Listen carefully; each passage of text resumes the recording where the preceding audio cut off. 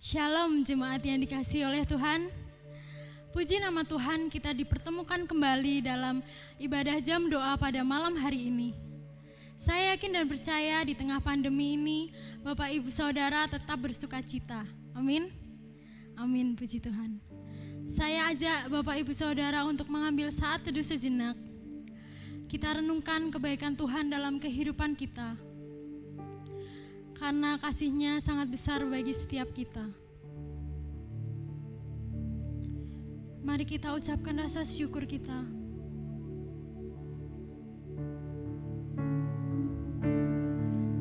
Kau Allah yang setia Tuhan.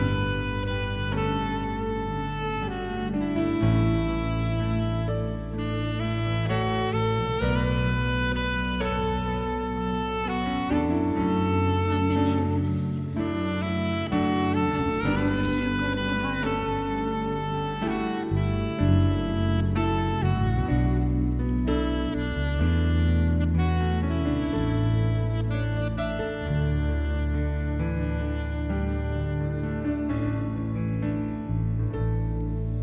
Kau Allah yang setia, Bapa yang mulia, kasih-Mu besar Tuhan. Kau pulihkan hidupku. Kaulah harapanku, hidupku dalam-Mu. Terima kasih Tuhan, Kau selamatkan hidupku. Dengan apa kan ku balas Tuhan? Dengan apa kan ku balas segala kebaikan-Mu? Segenap hatiku menyembah-Mu Yesus. Ku bersyukur padamu selamanya. Amin Yesus.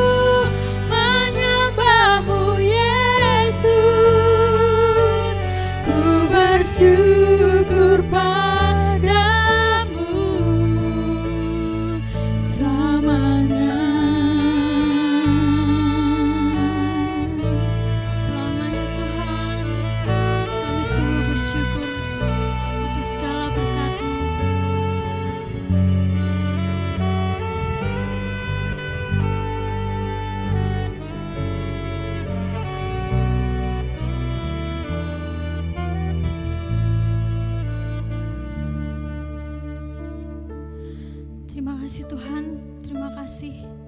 Kami sungguh bersyukur atas segala kasih setiamu dalam kehidupan kami Tuhan. Kasih-Mu sungguh berarti bagi setiap kami Tuhan.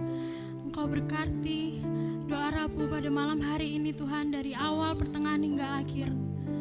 Biarlah berkat yang disampaikan bisa menjadi pedoman dalam hidup kami Tuhan. Terima kasih Tuhan, terima kasih ya Yesus. Hanya dalam nama-Mu kami berdoa. Haleluya, amin. Kita akan menerima berkat firman Tuhan yang akan disampaikan oleh hamba-Nya. Biarlah firman Tuhan itu menjadi pedoman bagi hidup kita. Berikanlah firman hidup.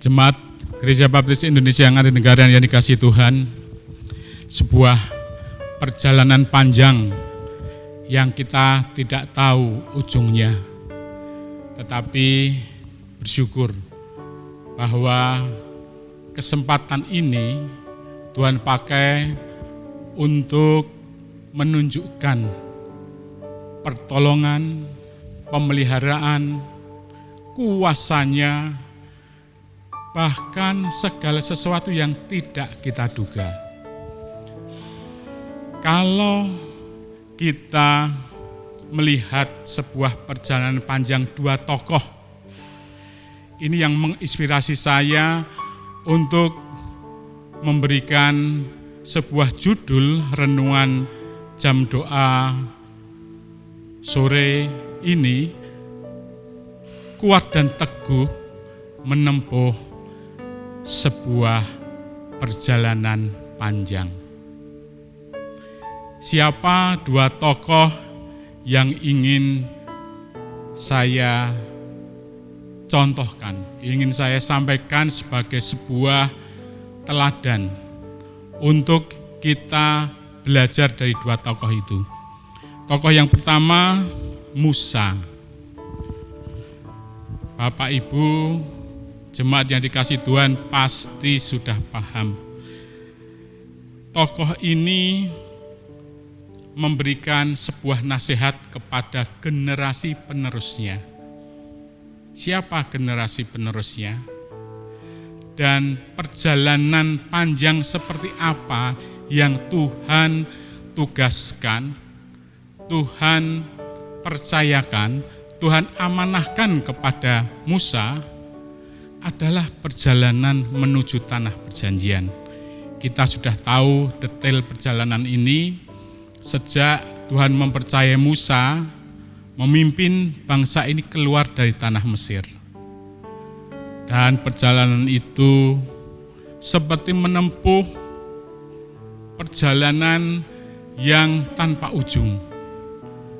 Tuhan berkata kepada Musa, pimpinlah bangsa yang kuurapi ini menuju tanah perjanjian. Pada saatnya memang dalam sebuah perjalanan yang Musa tempuh ini ada banyak lika-likunya. Ada banyak hambatan, tantangan yang sungguh sebagai seorang pemimpin Musa harus bisa mengatasi itu. Tetapi rupa-rupanya karena kecerobohan Musa dalam memimpin. Kenapa saya katakan kecerobohan Musa dalam memimpin? Karena akhirnya kecerobohan itu merubah sebuah amanah Tuhan ini untuk masuk ke dalam tanah perjanjian. Perubahannya itu apa? Musa hanya diperkenankan Tuhan memimpin bangsa Israel hanya sampai dengan tepi sungai Yordan. Tepi sungai Yordan. Jadi tidak sampai masuk kepada nyebrang sungai Yordan aja, tidak gitu ya. Coba kita perhatikan Ulangan pasal yang ke-31 ini baru ilustrasi dari satu tokoh Musa.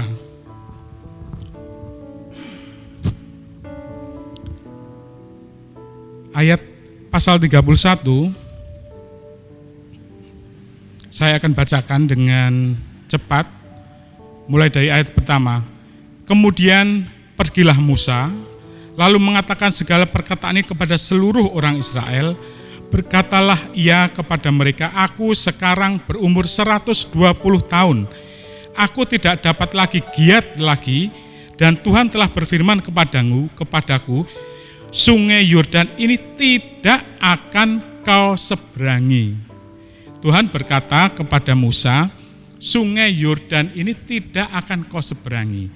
Artinya apa? Tugas Musa mengantarkan bangsa Israel ke tanah perjanjian hanya sampai sungai Yordan, di tepinya, belum menyeberang.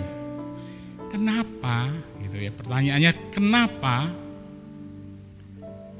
Ingat, saya tidak akan membuka Alkitab ini, tetapi saya mengajak ingatan kita pada saat Musa, bangsa Israel kehausan, bangsa Israel sedang mengalami sebuah ujian di tengah perjalanan dan haus. Mereka meminta minum. Mereka meminta minum kepada Musa. Dan Tuhan sesuai dengan janjinya, Tuhan memberikan pemeliharaan. Tuhan berkata kepada Musa, katakanlah kepada bukit batu ini, keluarlah air. Maka bukit batu ini akan keluar air. Tetapi apa yang terjadi? Karena kecerobohan Musa tidak bisa mengontrol emosi atau menjadi seorang pemimpin, dia tidak sabar, dia terbawa kepada situasi yang tidak menyenangkan bagi dia, yang memicu emosi dia. Sehingga pada saat Musa dan Harun diberitahu Tuhan, berkatalah kepada gunung batu ini, keluarlah air, maka air itu akan keluar. Tetapi karena bangsa Israel yang menjengkelkan Musa, Musa berkata seperti apa? Hai engkau bangsa yang durhaka. Jadi mencaci bangsa umat pilihan Tuhan ini. Sehingga dengan tongkatnya Musa memukul bukit batu ini sehingga memang keluar air. Tetapi Tuhan tidak menghendaki dengan cara memukul tongkat di bukit batu ini. Meskipun keluar air, tetapi Tuhan menghendaki berkata kepada bukit batu ini, keluarlah air. Itulah sebuah tantangan seorang pemimpin pada saat dalam situasi yang menjengkelkan, tidak kondusif, tetap taat kepada firman Tuhan, tetap taat kepada apa yang Tuhan perintahkan. Tetapi karena hanya masalah sepele, kalau saya katakan hanya masalah sepele inilah, akhirnya Tuhan mengubah perintah itu karena Musa tidak mentaati, memimpin bangsa Israel ini hanya sampai kepada tepi sungai Yordan. Dari pengalaman seperti itu, akhirnya Musa berkata kepada Yosua, bagaimana?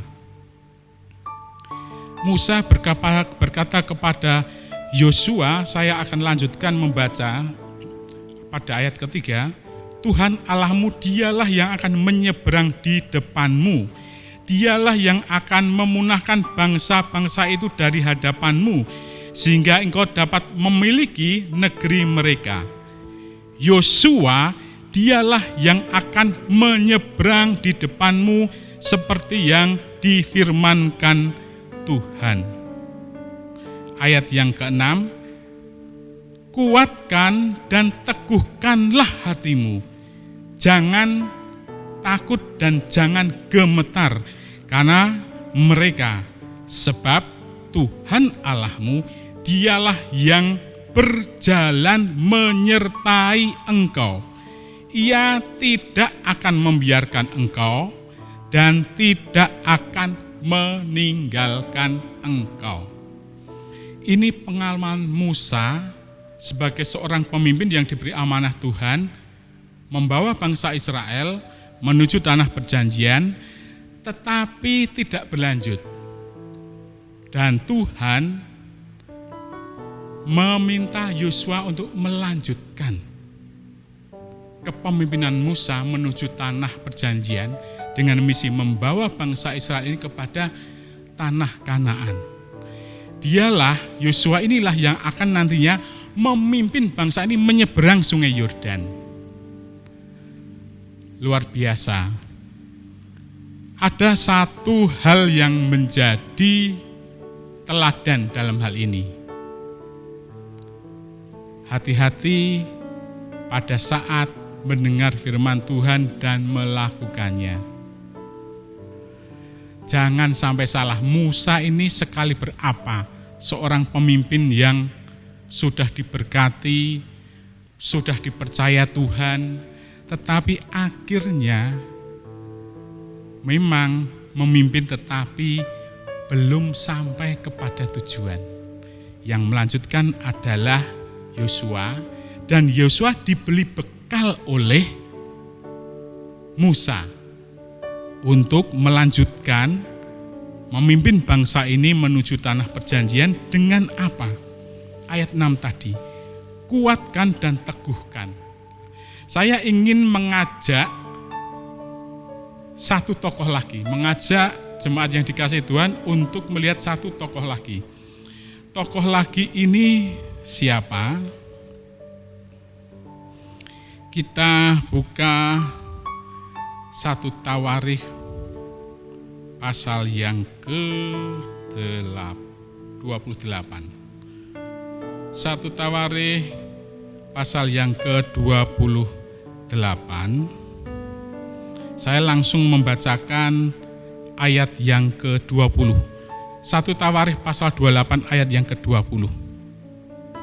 Lalu berkatalah Daud kepada Salomo anaknya, kuatkan dan teguhkanlah hatimu dan lakukanlah itu, jangan takut dan jangan tawar hati, sebab Tuhan Allah, Allahku menyertai engkau.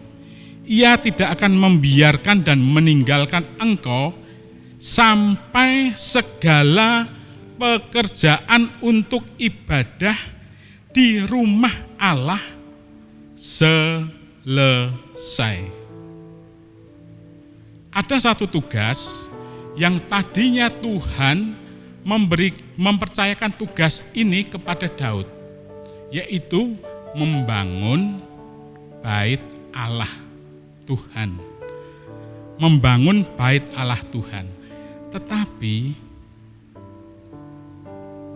akhirnya tugas ini diserahkan kepada siapa? Anaknya Salomo. Kenapa? Kita tahu sebuah cerita yang kisah Daud yang sudah terkenal.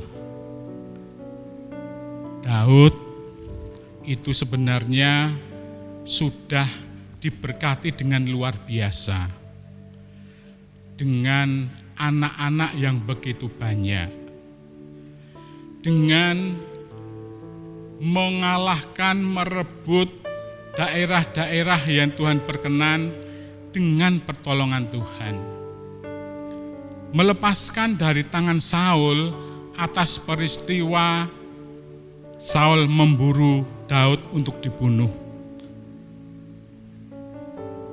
Tetapi kembali masalah sepele, saya katakan. Ingat pada saat tentaranya sedang ke daerah lain untuk berperang, Daud tidak ikut.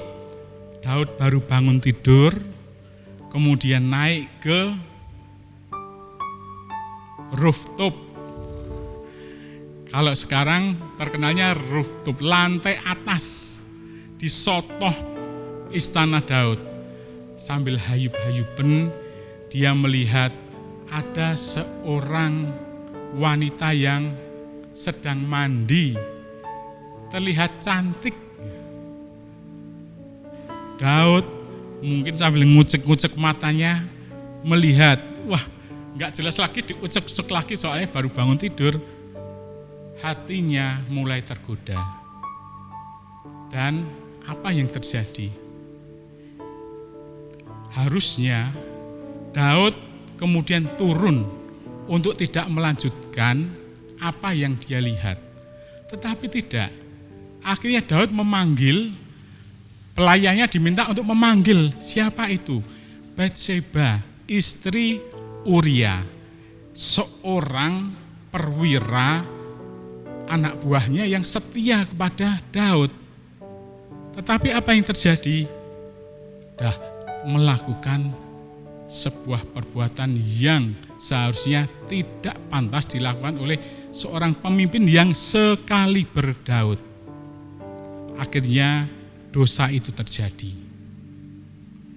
Dan melalui Nabi Nathan, Tuhan ingatkan Daud akan kesalahannya, akan dosa-dosanya. Daud baru sadar, Daud bertobat. Sungguh beruntung Daud bertobat. Seperti Musa menyadari kesalahannya dan bertobat. Daud bertobat, tetapi apa? Allah merubah sebuah tugas yang mulia. Daud tidak diperkenan Tuhan membangun bait Allahnya. Dan kisah-kisah berikutnya Tuhan mengingatkan, anak-anakmu akan saling bunuh-membunuh. Apa yang engkau lakukan ini secara sembunyi-sembunyi, itu akan terjadi secara terang-terangan. Peringatan Allah memang sungguh keras, keras terhadap orang-orang yang dikasihi dan dipercayainya. Akhirnya tugas membangun bait Allah ini dilanjutkan kepada Salomo anaknya. Dan sebagai seorang pemimpin, seorang bapak, membekali Salomo di ayat 20 itu. Daud berkata kepada Salomo anaknya, kuatkan dan teguhkanlah hatimu dan lakukanlah itu, janganlah takut dan janganlah tawar hati, sebab Tuhan Allah, Allahku menyertai engkau.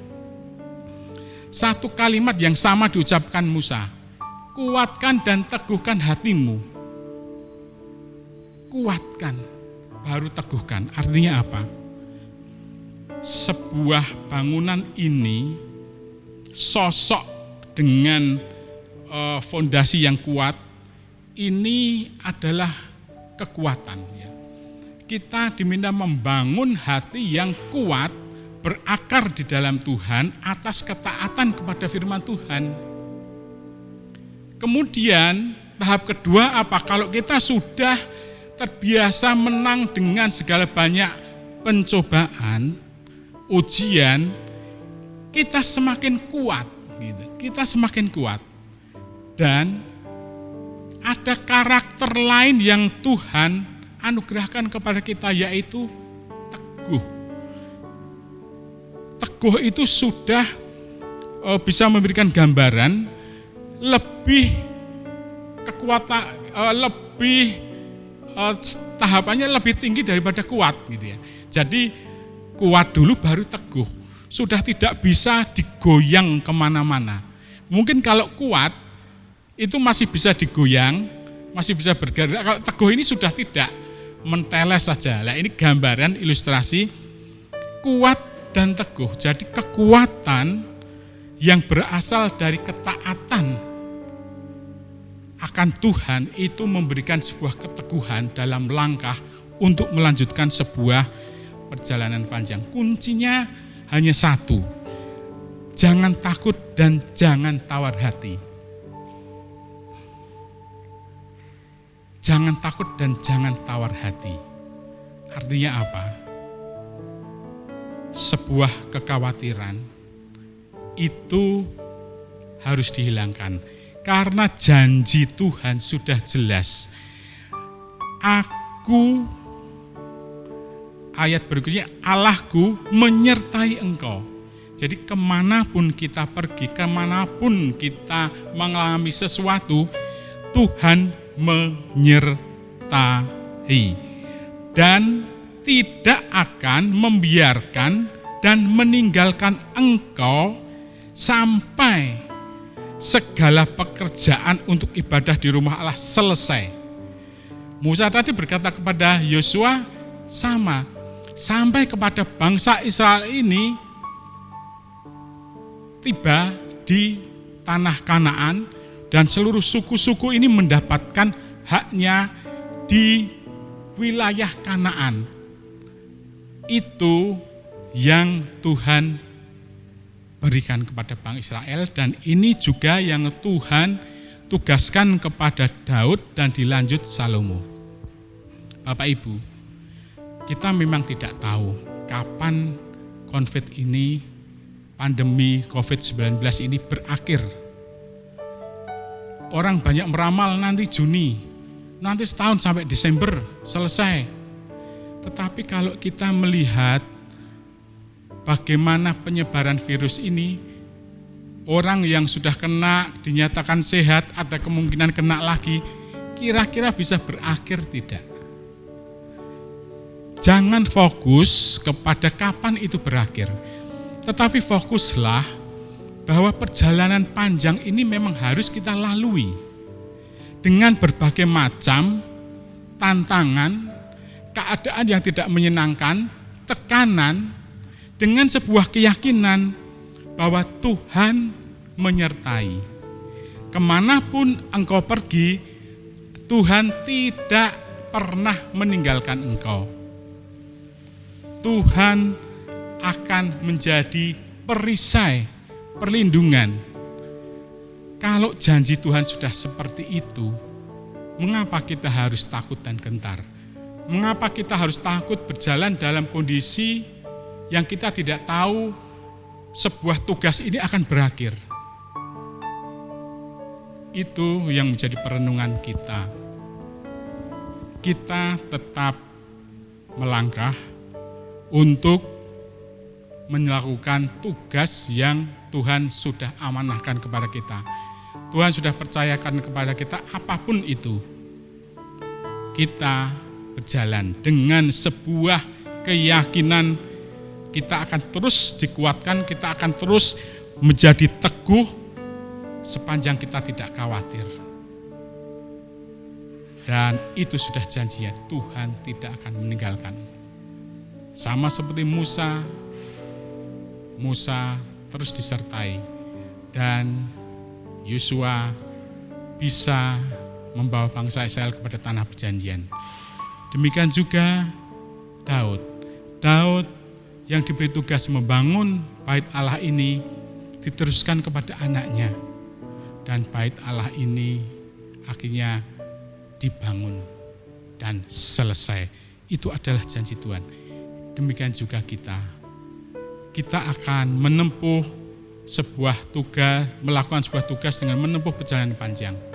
Kapan selesai kita tidak tahu, tetapi kita akan sanggup melalui dan melaksanakan tugas ini sepanjang kuat dan teguh atas ketaatan dan kesetiaan kita kepada Tuhan.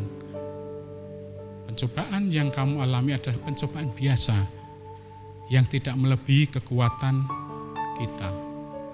Pada saat kita dicobai, Allah akan memberikan jalan keluar sehingga kita sanggup menanggungnya. Untuk apa kita khawatir? Ada sebuah pujian NP nomor 152.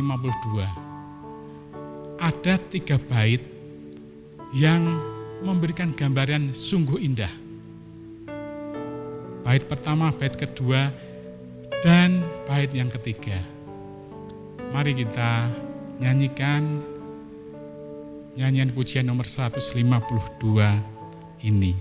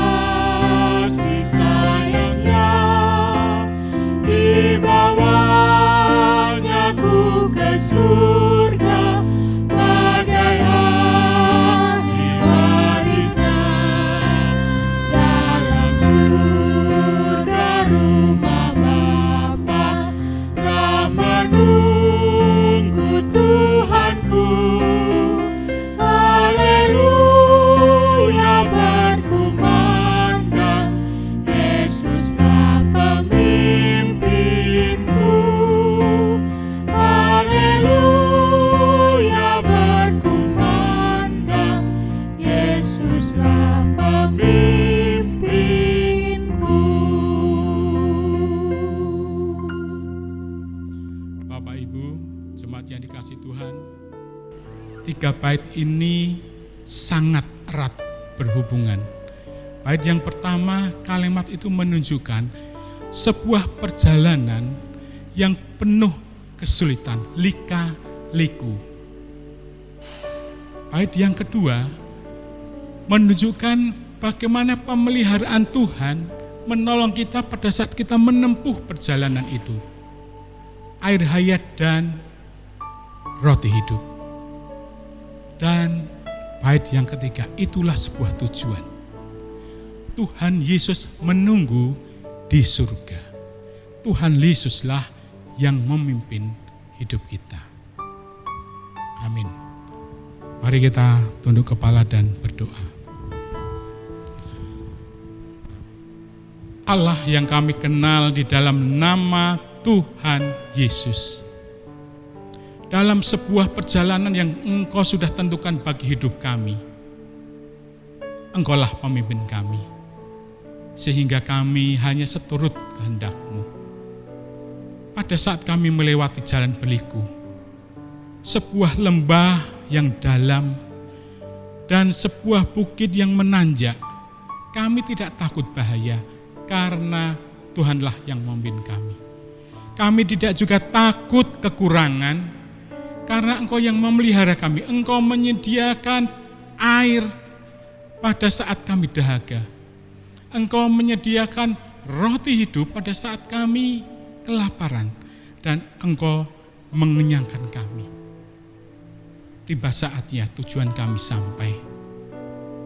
Saat waktu yang Engkau tentukan, Engkau menyatakan sudah sampai.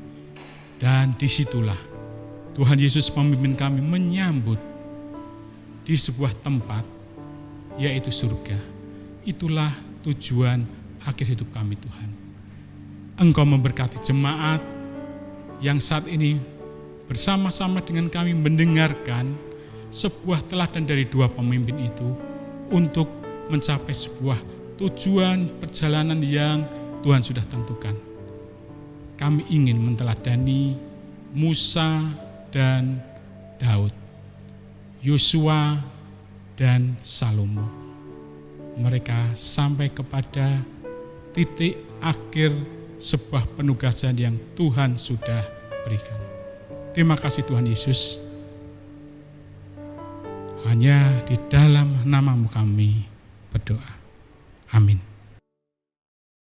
Bapak Ibu yang dikasihi oleh Tuhan, kita akan menaikkan pokok-pokok doa kita pada malam hari ini. Yang pertama, kita akan terus berdoa mengucap syukur oleh karena campur tangan dan kasih Tuhan dalam kehidupan kita. Yang kedua, kita akan mendoakan untuk pemerintahan negara kita, para pemimpin, kita serahkan dalam koordinasi secara khusus dalam menangani pandemi COVID-19. Kita juga berdoa pada saat ini untuk rumah sakit, baik rumah sakit pemerintah maupun rumah sakit swasta dan juga rumah sakit darurat yang didirikan untuk menangani para pasien COVID-19. Kita doakan para dokter, para perawat yang berada di garda terdepan supaya Tuhan campur tangan sehingga diberi kekuatan dan kesehatan oleh Tuhan. Kita juga akan berdoa secara khusus untuk ketahanan perekonomian Indonesia dalam menghadapi COVID-19 ini. Begitu juga ketahanan ekonomi untuk jemaat-jemaat Tuhan di seluruh dunia, di Indonesia maupun gereja kita. Kita serahkan dalam tangan Tuhan supaya Tuhan cukupkan untuk itu. Kita juga akan berdoa secara khusus mendoakan untuk keamanan negeri kita dalam kondisi dan situasi seperti ini. Kita serahkan dalam tangan Tuhan. Kita juga akan berdoa pada saat ini ke dalam tangan Tuhan untuk anak-anak kita yang sedang mengikuti belajar online, yang sedang mengikuti kuliah online. Kita menyerahkan juga para dosen, para guru yang mengajar secara online ini. Kita juga berdoa saat ini untuk tim ibadah gereja kita, supaya Tuhan memberikan kesehatan, kekuatan. Mereka bekerja sungguh luar biasa, kadang dari pagi sampai malam, dan kita serahkan kekuatan dari Tuhan. Begitu juga dukungan dari semua umat Kita juga berdoa untuk kesehatan dan perlindungan pemeliharaan Tuhan untuk umat-umat gereja kita. Kita serahkan dalam tangan Tuhan dan nanti kita boleh akhiri dengan doa-doa pribadi. Itu beberapa doa yang akan kita naikkan pada saat ini. Mari kita bersama-sama tunduk kepala, kita menyerahkan doa ini dengan bersuara di hadapan Tuhan. Mari kita berdoa.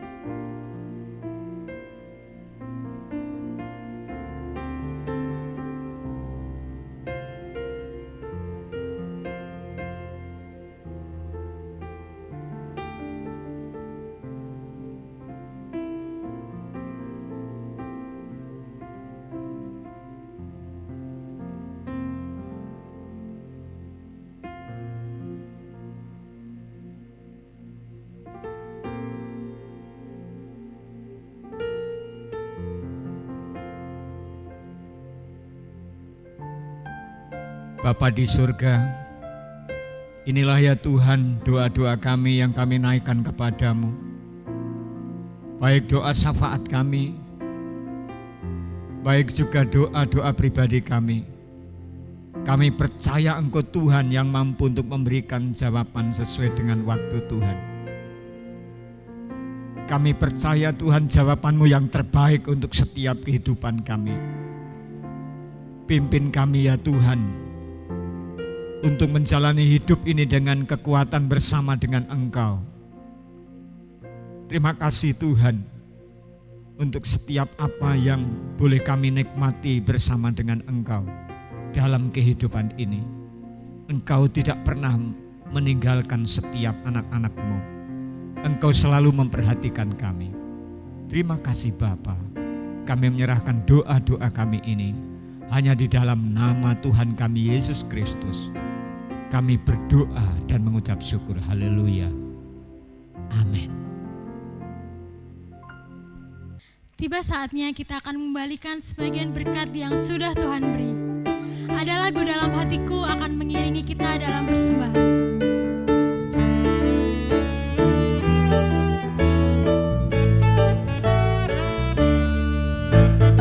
Ada lagu dalam hatiku, ku dengar suara Yesus. Jangan takut, ku besertamu, hidupku sendiri. Tuhan, nama yang merdu, yang mengaruniakan lagu dalam hatiku. Amatina dulu hidupku, jauh dari kesukaan, lalu diberikannya ku lagu, ku nyanyikan pujian. Yesus, Yesus Tuhan, nama yang merdu, yang mengaruniakan lagu dalam hatiku. Bapak Ibu yang dikasihi oleh Tuhan, terima kasih untuk kebersamaannya di dalam jam doa kita pada malam hari ini. Mari kita bersama-sama akan tutup jam doa kita dan kita akan menerima berkat daripada Tuhan. Mari kita berdoa. Bapa di surga, terima kasih untuk pimpinan penyertaan-Mu. Kami bersyukur Tuhan untuk segala sesuatu yang Tuhan nyatakan dalam kehidupan kami. Terima kasih Tuhan untuk apa yang Tuhan sudah nyatakan, berkat-berkat yang Kau berikan buat kami. Sehingga ya Tuhan boleh menuntun, memberkati untuk kami menjalani hidup ini dengan baik. Kiranya Tuhan apa yang kami persembahkan bagi kemuliaan Tuhan, semuanya diterima dengan hati kami yang tulus dan kami percaya Tuhan membalaskannya berlipat kali ganda. Kami menyerahkan dalam tangan-Mu, Kau berkati setiap anak-anak-Mu dalam pekerjaan mereka. Berkati ya Tuhan untuk anak cucu mereka. Berkati ya Tuhan untuk kesehatan mereka. Kami menyerahkan semuanya dan biarlah ya Tuhan nama-Mu dipermuliakan. Marilah Bapak Ibu Saudara yang dikasihi oleh Tuhan, kita berdiam diri di hadapan Tuhan. Kita menerima berkat daripada Tuhan. Kiranya berkat anugerah dari Bapa di surga, kasih karunia yang berlimpah-limpah dari Tuhan Yesus Kristus, serta tuntunan dan pimpinan penyertaan Roh Kudus menyertai-Mu dari saat ini sampai selama-lamanya. Amin. Terima kasih Yesusku, anugerah yang Kau beri setiap hari ini. Tuhan adakan syukur.